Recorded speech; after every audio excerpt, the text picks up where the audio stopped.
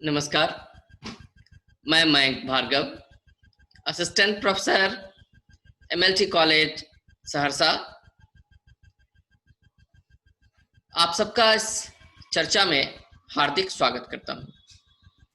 आज हम लोग पारिभाषिक शब्दावली की चर्चा करेंगे, जो स्नातकोत्तर हिंदी सेमेस्टर 4 के पत्र 15 का अंश है। प्रयोजन मूलक हिंदी के पाठ्यक्रम में पारिभाषिक शब्दावली का अध्ययन विस्तार से करना है और इसी क्रम में आज हम लोग पारिभाषिक शब्दावली से परिचय स्थापित करेंगे। यदि शब्दों की चर्चा की जाए तो शब्द मुख्यतः 3 प्रकार के होते हैं। उनके 3 प्रमुख रूप हैं: सामान्य शब्द, अर्ध पारिभाषिक शब्द और पारिभाषिक शब्द। सबसे पहले हम लोग सामान्य शब्द को समझते हैं।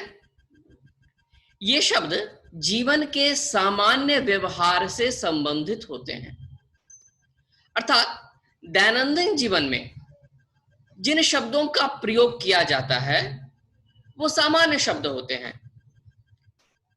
भोजन करना, परिवार के विविध काम, विभिन्न सदस्यों से आपसी बातचीत, पड़ोसियों से मिलना, दुकानदारों से चर्चा, इस प्रकार की जो सामान्य बातचीत होती है उसमें भाषा के सामान्य रूप का प्रयोग होता है, अर्थात सामान्य शब्द व्यवहार में आते हैं। यही वो शब्द हैं जो किसी भी भाषा की अभिव्यंजना के मूल आधार होते हैं। इन शब्दों पर ही भाषा का पूरा विकास टिका हुआ है, क्योंकि जो विशेष शब्द होते हैं उनका प्रयोग सबके द्वारा नहीं होता। सामान्य शब्दों का प्रयोग आम जनता द्वारा होता है। इसलिए भाषा के मूल आधार ये सामान्य शब्द होते हैं। इन शब्दों के द्वारा ही सामान्य व्यक्ति भाषा अर्जित करता है। कोई भी व्यक्ति भाषा सीखता है तो वह सबसे पहले सामान्य शब्दों को ही सीखता है। उसके लिए भाषा का मतलब ये सामान्य शब्द ही होते हैं। आपसी बातचीत, संवाद या ललित साहित्य में ऐसे शब्दों का प्रयोग होता है। सामान्य शब्द पारिभाषिक शब्द के रूप में कभी प्रयोग में नहीं आते। सामान्य शब्दों का कार्य व्यवहार बिल्कुल अलग है, पारिभाषिक शब्दों का व्यवहार बिल्कुल अलग क्षेत्र में होता है। इसलिए इन दोनों के बीच की भेदक रेखा को समझना बहुत आवश्यक है। सामान्य शब्दों का प्रयोग हम कभी भी पारिभाषिक शब्दों के रूप में नहीं करते। यदि कोई शब्द ऐसा है जो सामान्य भाषा में भी प्रयुक्त होता है और पारिभाषिक संदर्भ में भी प्रयुक्त होता है, तो संदर्भ के अनुसार उस शब्द का पारिभाषिक अर्थ बिल्कुल अलग होता है। इसलिए वह सामान्य शब्द के रूप में कभी भी प्रयुक्त नहीं होता। कुछ शब्द ऐसे होते हैं जो अर्ध पारिभाषिक शब्द होते हैं, जिनकी चर्चा अभी तुरंत मैं कर रहा था कि कुछ शब्द ऐसे होते हैं जो सामान्य भाषा में भी काम आते हैं और पारिभाषिक भाषा में भी काम आते हैं। तो ऐसे शब्दों को अर्ध पारिभाषिक शब्द कहते हैं। उनका प्रयोग स्थिति, विषय वस्तु तथा संदर्भ के अनुसार कभी सामान्य शब्दों के रूप में होता है, कभी पारिभाषिक शब्दों के रूप में होता है। जैसा संदर्भ हुआ, जैसी विषय वस्तु हुई, वैसा कार्य वह शब्द करते हैं। तो ऐसे शब्द को हम कहते हैं अर्ध पारिभाषिक शब्द। जब हम कहते सामान्य शब्द तो उस शब्द का कभी भी प्रयोग पारिभाषिक संदर्भ में नहीं करते। ऐसे शब्द जो सामान्य होते हैं परंतु पारिभाषिक संदर्भ में भी प्रयुक्त होते हैं, उन्हें अर्ध पारिभाषिक शब्द कहते हैं। अर्ध पारिभाषिक शब्द को उसकी विशिष्टता तथा विशेष ज्ञान की स्पष्टताओं के द्वारा पहचाना जा सकता है और प्रत्येक भाषा में इस प्रकार के शब्दों की संख्या काफी मात्रा में विद्यमान रहती है, जो सामान्य शब्द भी हो, पारिभाषिक शब्द भी हो। अब जिस पर चर्चा हमें करनी है, विशेषतः पारिभाषिक शब्दों की चर्चा हमें करनी है, तो पारिभाषिक शब्द को तकनीकी शब्द भी कहते हैं। डॉक्टर रघुवीर, जिन्होंने हिंदी की पारिभाषिक शब्दावली निर्माण में बहुत बड़ा योगदान दिया, उन्होंने इसकी परिभाषा दी है। डॉक्टर रघुवीर के अनुसार जिन शब्दों की सीमा बांध दी जाती है वह पारिभाषिक शब्द हो जाते हैं, और जिनकी सीमा नहीं बांधी जाती वह साधारण शब्द होते हैं। बहुत स्पष्ट ढंग से साधारण शब्द और पारिभाषिक शब्द की परिभाषा डॉक्टर रघुवीर ने स्पष्ट कर दी। उनके अनुसार पारिभाषिक शब्दों की सीमा बांध दी जाती है, तो जिन शब्दों को हम एक सीमित परिधि में प्रयुक्त करते हैं वह है पारिभाषिक शब्द, और जिनकी सीमा नहीं बांधी जाती वह किसी भी प्रकार प्रयुक्त हो सकते हैं, वक्ता की इच्छा अनुसार, लेखक की इच्छा अनुसार, वह साधारण शब्द होते हैं। विषय विशेष में इन शब्दों की सहायता से स्पष्ट तथा एकार्थक अभिव्यक्ति संभव होती है। किसी खास विषय में जब हम इन शब्दों का प्रयोग करते हैं तो बिल्कुल स्पष्ट और उसकी एक ही अभिव्यक्ति हो, वही पारिभाषिक शब्द होगा। यानी पारिभाषिक शब्द एक से ज्यादा अर्थ कभी नहीं देंगे, एकार्थक अभिव्यक्ति होती है। और इनसे बहुत बड़ी सुविधा क्या होती है कि इनसे जटिल विचारों को सांकेतिक रूप में अभिव्यक्ति प्राप्त होती है। यानी पारिभाषिक शब्द जटिल विचारों को सांकेतिक रूप में अभिव्यक्ति प्रदान करते हैं। एक पारिभाषिक शब्द अपने आप में बहुत अर्थगर्भी होता है, वह एक ही अर्थ देता है, परंतु उस अर्थ में बहुत सारे जटिल विचार को वह अपने में समाहित रखता है। जब हम कहते हैं भौतिकी में वेग, जब कहते हैं गति, तो इन शब्दों के पीछे एक विचार है, अवधारणा है। सामान्य शब्द के रूप में हम इसका प्रयोग नहीं कर सकते। जब हम कहेंगे वेग, जब हम कहेंगे गति, तो बिल्कुल अलग अर्थ होगा, उसे उस विज्ञान के संदर्भ में समझना होगा। तो विशेष ज्ञान के शास्त्रीय सिद्धांतों की अभिव्यक्ति हेतु विशिष्ट मानक शब्दों का प्रयोग अनिवार्य हो जाता है, क्योंकि उस शास्त्र के अपने सिद्धांत हैं जिनको प्रकट करना है, तो इसलिए हम कुछ मानक शब्दों का प्रयोग करते हैं। और बहुत सारे ज्ञान की शाखाएं हैं जिनमें ऐसे शब्दों का प्रयोग अनिवार्य होता है।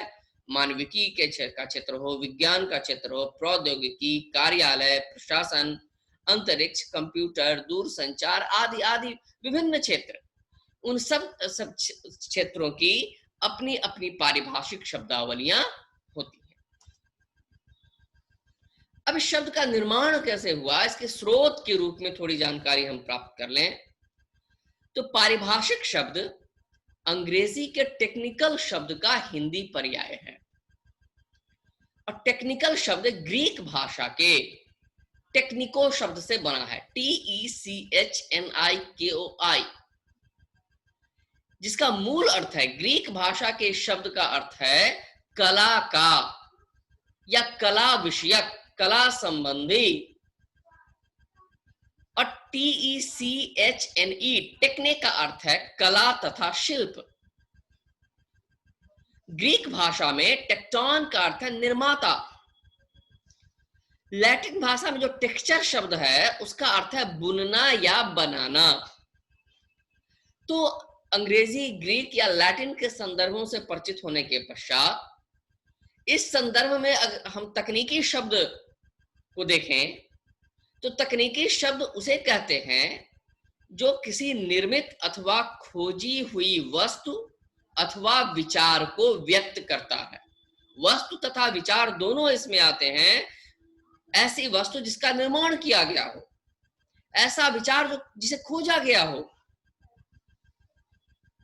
इसके लिए हम तकनीकी या पारिभाषिक शब्द का प्रयोग करते हैं। अब कुछ शब्द कोशों को देख लिया जाए जो इस शब्द का क्या अर्थ प्रकट करते हैं। कोश ग्रंथों के अनुसार टेक्निकल का अर्थ है of a particular art, science, craft.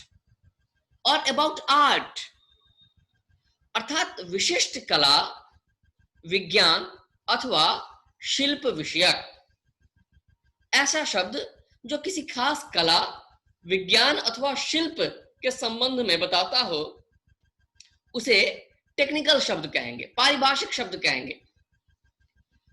तो अर्थात पारिभाषिक शब्द उसे कहते हैं जो किसी ज्ञान विज्ञान के विशेष क्षेत्र में एक विशिष्ट तथा निश्चित अर्थ में प्रयुक्त किया जाता है, एक खास अर्थ उसका हो जाता है। चैम्बर्स टेक्निकल डिक्शनरी के अनुसार पारिभाषिक शब्दावली विशेषज्ञों तथा तकनीशियनों के अपने विशिष्ट विचारों को लिपिबद्ध करने हेतु ग्रहण, अनुकूलन और निर्माण द्वारा तैयार किए जाने वाले प्रतीक मात्र हैं। विशेषज्ञ और तकनीशियन ही इसका प्रयोग करते हैं, तो उनके विशिष्ट विचारों को जब लिपिबद्ध करने की जरूरत पड़ती है तो हमें ऐसे शब्द चाहिए। और ऐसे शब्द बनते कैसे हैं? तो ग्रहण के द्वारा, अनुकूलन के द्वारा या उनका निर्माण कर लिया जाता है। और इन प्रक्रियाओं के द्वारा जो प्रतीक बनते हैं, हर शब्द अपने आप में एक प्रतीक है, तो ये जो प्रतीक हैं उन्हें ही पारिभाषिक शब्द कहते हैं। The random house dictionary of English language, क्षमा चाहूंगा डिक्शनरी के बाद ये ई टंकण की असावधानी से मुद्रित हो गया है। The random house dictionary of the English language के अनुसार पारिभाषिक शब्द विज्ञान अथवा कला जैसे विशिष्ट विषयों की तकनीकी अभिव्यक्ति हेतु किसी निश्चित अथवा विशिष्ट अर्थ में प्रयुक्त शब्द को कहते हैं। अर्थात पारिभाषिक शब्द विज्ञान में भी प्रयुक्त हो सकते हैं, कला में भी प्रयुक्त हो सकते हैं, तकनीकी विषयों में। तो ऐसे विषयों की अभिव्यक्ति हेतु किसी खास अर्थ में जिस शब्द का प्रयोग होता है उसे पारिभाषिक शब्द या तकनीकी शब्द कहते हैं। विद्वानों ने पारिभाषिक शब्द की कुछ खास परिभाषाएं दी हैं, तो उन कुछ परिभाषाओं से परिचित होना आवश्यक है। डॉक्टर गोपाल शर्मा के अनुसार पारिभाषिक शब्द वह है जो किसी ज्ञान विशेष के क्षेत्र में एक निश्चित अर्थ में प्रयुक्त होता हो तथा जिसका अर्थ एक परिभाषा द्वारा स्थिर किया गया हो। अर्थात वह शब्द ऐसा होगा जिसकी एक खास परिभाषा उस शब्द की दी जाएगी कि यह शब्द उस विचार को अभिव्यक्ति देने में सक्षम है और उसी खास अर्थ में हम उस शब्द का प्रयोग करते हैं। तो जो किसी ज्ञान विशेष के क्षेत्र में एक निश्चित अर्थ में प्रयुक्त होता हो तथा जिसका अर्थ एक परिभाषा द्वारा स्थिर किया गया हो उसे पारिभाषिक शब्द कहते हैं। यानी डॉक्टर गोपाल शर्मा ने पारिभाषिक शब्द की परिभाषा देते हुए इस बात पर बल दिया कि पारिभाषिक शब्द वह है जिसकी अपनी परिभाषा दी गई हो। हर पारिभाषिक शब्द की अपनी परिभाषा सुस्पष्ट होनी चाहिए जिसे जानकर उसका प्रयोक्ता यह स्पष्ट निश्चित कर सके कि इस शब्द को किस अर्थ के अभिव्यक्ति के लिए प्रयुक्त किया जा रहा है। डॉक्टर सूरजभान सिंह ने पारिभाषिक शब्द की परिभाषा देते हुए शब्द शक्तियों के संदर्भ में बात की। उनका कहना था कि पारिभाषिक शब्द अभिधार्थ में ही ग्रहण किए जाते हैं। हम जानते हैं शब्द की 3 प्रमुख शक्तियां हैं, अभिधा, लक्षणा, व्यंजना। तो जब मुख्य अर्थ की बात होती है तो वहां अभिधा अर्थ होता है। तो डॉक्टर सूरजभान सिंह के अनुसार पारिभाषिक शब्द हमेशा अभिधार्थ में ग्रहण किए जाते हैं, वह कभी भी लक्ष्यार्थ अथवा व्यंग्यार्थ में ग्रहण नहीं किए जाते। ऐसा नहीं हो सकता कि मुख्य अर्थ बाधित हो जाए और रूढ़ि या प्रयोजन से कोई गौण अर्थ हम ले लें या एक सर्वथा तीसरा अर्थ ले लें, ऐसा नहीं हो सकता। पारिभाषिक शब्द अभिधार्थ में ही प्रयुक्त होते हैं और अभिधार्थ में ही उन्हें ग्रहण किया जाना चाहिए। डॉक्टर भोलानाथ तिवारी के अनुसार पारिभाषिक शब्द ऐसे शब्दों को कहते हैं जो रसायन, भौतिकी, दर्शन, राजनीति आदि विभिन्न विज्ञानों या शास्त्रों के शब्द होते हैं तथा जो अपने अपने क्षेत्र में विशिष्ट अर्थ में सुनिश्चित रूप से परिभाषित होते हैं। अर्थ और प्रयोग की दृष्टि से निश्चित रूप से परिभाषित होने के कारण ही यह शब्द पारिभाषिक शब्द कहे जाते हैं। इन्होंने भोलानाथ तिवारी ने विभिन्न विषयों का उदाहरण दिया कि ऐसे शब्द होते हैं पारिभाषिक शब्द जो रसायन में प्रयुक्त होते हैं, भौतिकी शास्त्र में, दर्शन शास्त्र में, राजनीति विज्ञान में, अर्थात इन विविध विज्ञानों या शास्त्रों के शब्द होते हैं और अपने अपने क्षेत्र में विशिष्ट अर्थ में सुनिश्चित रूप से परिभाषित होते हैं। इन्होंने परिभाषित होने पर तो बल दिया ही, साथ ही उस परिभाषा के सुनिश्चित होने की बात की। अर्थ और प्रयोग की दृष्टि से निश्चित रूप से परिभाषित होने के कारण ही यह शब्द पारिभाषिक शब्द कहे जाते हैं। और इसलिए तकनीकी शब्द से ज्यादा यह शब्द चल पड़ा पारिभाषिक शब्द इस अर्थ में, क्योंकि इनकी अपनी एक निश्चित परिभाषा है, इसलिए इसे पारिभाषिक शब्द कहते हैं।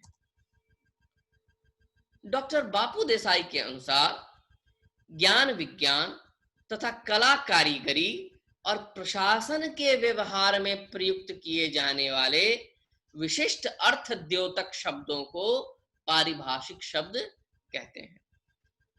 डॉक्टर बापू देसाई ने अपनी परिभाषा में विविध विज्ञानों के उदाहरण जो भोलानाथ तिवारी ने दिए थे उनको ज्ञान विज्ञान शब्द के अंतर्गत समाहित किया, कला कारीगरी शब्द जोड़ा और साथ ही एक अलग संदर्भ देने के लिए प्रशासन के व्यवहार शब्द को इन्होंने अपनी परिभाषा में स्थान दिया।